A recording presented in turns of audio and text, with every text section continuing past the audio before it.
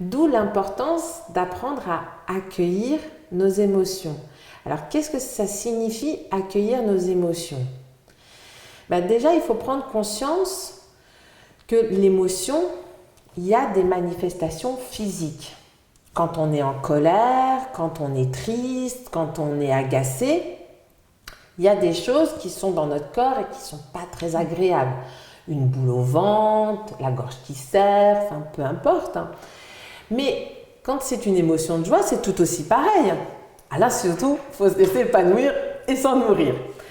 Mais revenons aux émotions désagréables. Une émotion est quelque chose de tout à fait naturel. C'est ni bien ni mauvais. Elle est là pour nous avertir que la situation n'est pas confortable pour nous.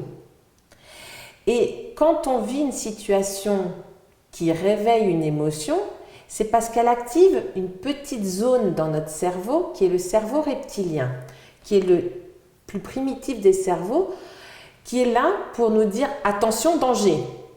Mais c'est pour un danger de mort. Et là, il est important d'être instinctif parce que sinon, on peut effectivement mourir. Il y a 3 façons de réagir face à un danger de mort. 1. La fuite. Par exemple, la gazelle, quand elle ressent un lion, elle se met à courir au sens opposé. Le deuxième système mis en place, c'est l'inhibition, faire le mort. Ça, c'est par exemple les tortues, quand elles se sentent agressées, elles font le mort. Mais tu as vraiment l'impression qu'il n'y a plus rien, qu'elle est morte. Et donc le prédateur qui vient, là, si sa proie est morte avant, il ne va pas la manger. Et des fois, c'est grâce à ça que la tortue sauve sa peau. Moi, il m'est arrivé une petite expérience au tout début de ma carrière. Je ne connaissais pas tout ça. Et on m'a amené une tortue à opérer. Sauf qu'à un moment donné, j'ai cru qu'elle était morte. Et c'est au bout de quelques temps, mon époux me dit « Mais attends, non, elle est encore là ». Bon, j'ai fini mon opération. Et quand j'ai téléphoné à mon confrère qui m'avait donné le protocole d'opération, d'anesthésie, il me dit « Oh, mais c'est tout à fait normal, c'est le mécanisme de défense des tortues ». Oh, j'ai pu l'expérimenter que c'est effectivement ça. Bon, je te rassure, elle va très très bien cette petite tortue, mais c'est assez impressionnant. Et le troisième processus pour sauver notre peau face à un danger de mort, quand les 2 premiers ont échoué, c'est de rentrer dans un processus d'agressivité. Et donc je reprends l'exemple de la gazelle, si elle n'a pas réussi à fuir, des fois en donnant un coup de pied bien placé au lion, elle va l'assommer, ce qui lui donnera la possibilité de fuir plutôt que finir dans son estomac. Mais ça, c'est possible parce qu'il y a eu une décharge d'adrénaline qui fait que, même toi, si un jour tu es en danger de mort, je peux te garantir que tu vas courir plus vite que le Usain Bolt. Par contre, essaye de réitérer l'exploit, sans entraînement, tu ne pourras pas, quoi. Mais une fois le danger passé, si notre petite gazelle reste avec les battements cardiaques à 150 000 à l'heure, le sang échauffé, les muscles hypercontractiles, qu'est-ce qui va se passer? Elle va mourir parce que le corps n'est pas fait pour supporter ça. Et donc, en même temps que le cerveau envoie cette décharge d'adrénaline, il envoie les médiateurs pour tout apaiser dans le corps. Donc ça, c'est face à un danger de mort. Sauf que c'est la même partie du cerveau qui est activée quand tu vis un événement qui, pour toi, n'est pas confortable. Et donc, ça active, et comme il fonctionne comme ça, il va fonctionner de la même manière. Sauf que là, depuis des millénaires, comme on ne connaissait pas ce processus d'apaisement, quand c'est un événement qui réveille des choses en nous, on se demande pourquoi j'ai ça. Et donc, qu'est-ce qu'on va essayer de faire? C'est de mettre à distance. Alors, on peut mettre à distance par le biais de la respiration. Il faut que je me calme, mais là, ça reste en nous. Ou sinon, on peut essayer de cacher, réfréner notre émotion, de la bloquer parce qu'on ne veut pas que l'autre voie que ce qu'il nous a fait fait quelque chose en nous. Donc, on est comme des cocottes minutes. On bloque nos émotions. Donc, ça fait un blocage sur image.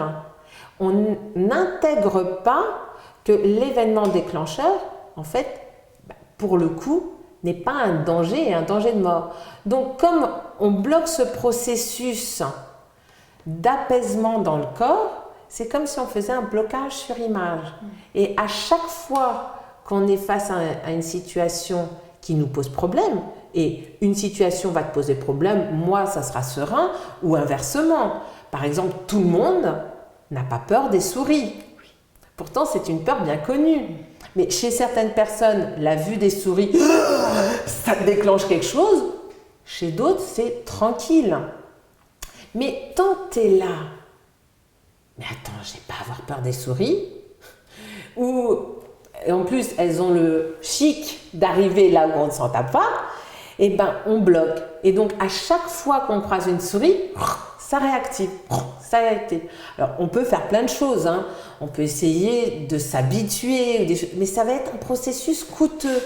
Or, quand on découvre cette méthode qui est l'accueil des émotions, que Luc Nicon a vraiment décrypté, et bien là, en même pas quelques secondes, maximum 3 minutes, ça se transforme et ça s'apaise naturellement dans notre corps. Et là, l'événement est intégré comme étant quelque chose qui n'est pas un danger de mort. Ça ne veut pas dire qu'on va accepter l'inacceptable. Je m'explique. Si par exemple, ton voisin vient en te criant dessus, oui, c'est pas possible, tu fais pas ça comme il faut et tout ça, mais là, on a tendance à monter sur nos grands chevaux et à répondre de la même façon. Alors que là, quand on accueille le désarroi, la surprise qu'une telle situation manifeste en nous, on peut dire à la personne, je veux bien écouter le fond de ce que tu as à me dire, mais là, la forme employée, je ne peux pas l'entendre. Et donc là, ça permet à l'autre de prendre conscience que le ton employé n'est pas forcément adéquat. Alors, des fois, comme ça ne plaît pas forcément, parce que c'est comme ça, je prends la porte, libre à toi. Mais là, ça permet de se positionner clairement et sereinement. Ça ne veut pas dire qu'on va devenir indifférent. C'est toute là la différence. Et c'est vraiment important de prendre conscience que les émotions que l'on garde en soi, ensuite s'impriment et s'ancrent en nous. Et on fait des processus comme ça.